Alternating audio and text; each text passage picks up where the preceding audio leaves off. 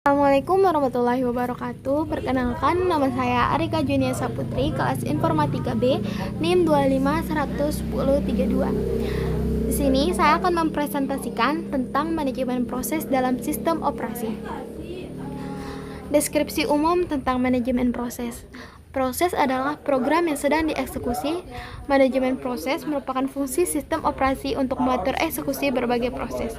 Tujuannya menjamin efisien, keadilan, dan pemanfaatan sumber daya secara optimal. Sistem operasi bertugas membuat, menjadwalkan, dan menghentikan proses.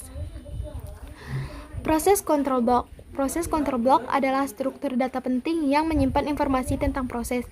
Isi proses control block meliputi proses ID, status proses, program counter, register CPU, informasi manajemen memori, informasi akuntansi. Proses control block membantu sistem operasi melanjutkan proses yang tertunda secara tepat.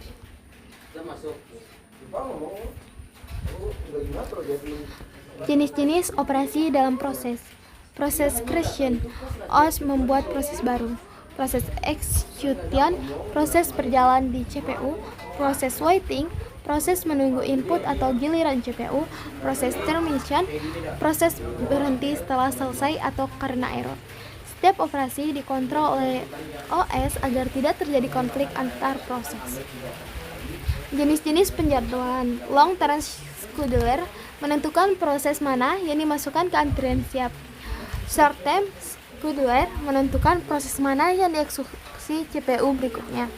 Yang ketiga, medium term scheduler menunda atau mengaktifkan kembali proses untuk menjaga beban sistem. Tujuannya meningkatkan efisiensi CPU dan keadilan antar proses. Multi-threading, yang proses memungkinkan beberapa thread berjalan dalam satu proses secara bersamaan.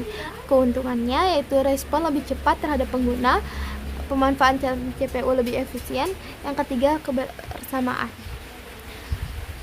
Kesimpulannya adalah manajemen proses penting agar sistem operasi dapat menjalankan banyak program secara efisien. Yang kedua, PCB menyimpan informasi proses. Yang ketiga, penjadwalan dan multi-threading meningkatkan efisien CPU dan kecepatan eksekusi. Sekian dari saya, terima kasih.